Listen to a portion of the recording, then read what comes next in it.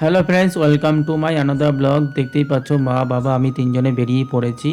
Actually যাবো হচ্ছে রানাঘাট। আর এদিকে বাড়ি থেকে বেরোয়েই মা বাবা গল্প শুরু করে দিয়েছে। পাড়ার কিছু মাসি কাকা জ্যাঠা ওদের সাথে গল্প করতে শুরু করে দিয়েছে। মাকে বললাম চলো এবার এখন হচ্ছে টোটো ধরে চলে যাব হচ্ছে বড়বাজার ঘাটে।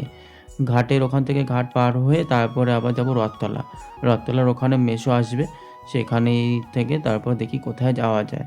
অ্যাকচুয়ালি যাওয়ার কারণটা হচ্ছে দোতলা ঘরের জন্য খাট কেনা হবে, সেই কারণেই যাবে যাবে বলছিল, কিন্তু আজকে ফাইনালি যাচ্ছি। এই দেখো এখন চলে এসেছি রাস্তার ওখানে। এখন ওখান থেকে টোটো ধরে যাব ঘাটে। এই দেখো ঘাটেও চলে এসেছি, এখন নৌকাটা পার করতে হবে। নৌকাটা পার করে কিছুটা হেঁটে রথতলা গেটের ওখানে একটা নতুন শোরুম খুলেছে, সেখানে আগে যাব। ওখানে যদি খাট পছন্দ হয় তাহলেই ওখান থেকে নিয়ে নেব, যদি না পছন্দ হয় তাহলে অন্য কোথাও যাব। যেরকম সরোজিনী ফার্নিচার আছে রানাঘাটে স্টেশনের ওখানে, আরও কয়েকটা ফার্নিচারের দোকান আছে, সেখানে যাব।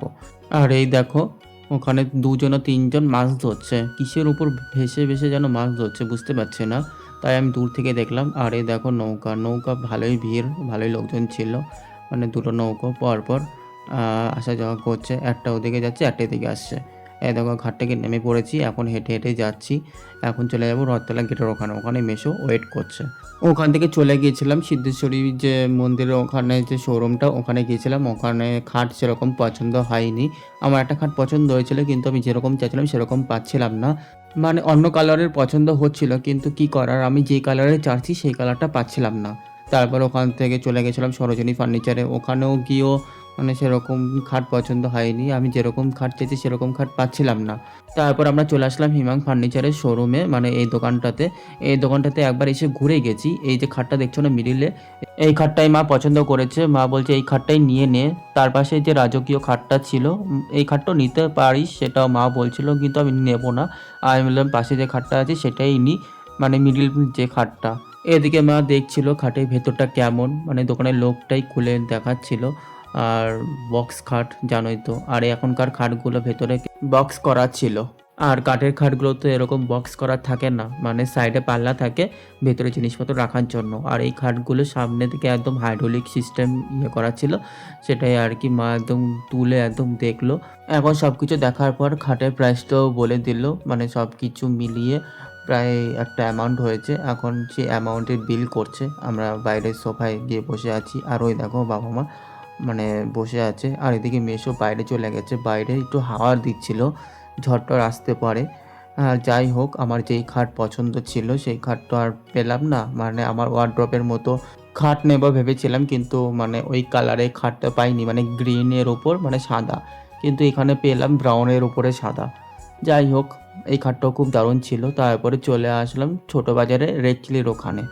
এখান থেকে কিছু খাবার কিনে নেব, বাড়ি গিয়ে আর কিছু বানাতে হবে না। কিন্তু এমন সময় বৃষ্টি নেমেছে কিছু বলার নেই, এখানে আসার আগেই বৃষ্টি পড়ছিল। তারপরে এখানে যখন এসে পৌঁছালাম তখন তো আরও জোরে বৃষ্টি পড়ছিল। তারপর বৃষ্টিটা একটু কমাতে তারপরে দৌড় দিলাম। বাবা তো আগে আগে দৌড়ে চলে গেছে, টোটোয় গিয়ে বসে পড়েছে, আর আমি আর মা পেছনে। মাকে ফেলে তো একা একা যাওয়া যায় না, তাই বাবা তো আগে আগে চলে গেছে, মেসোও চলে গেছে। আর এই দেখো আমার অবস্থা, আর মা আমার পেছন পেছন। এদিকে মা আমার ওপর বকাবকি করছিল, যেহেতু আমি ভিডিও করছিলাম।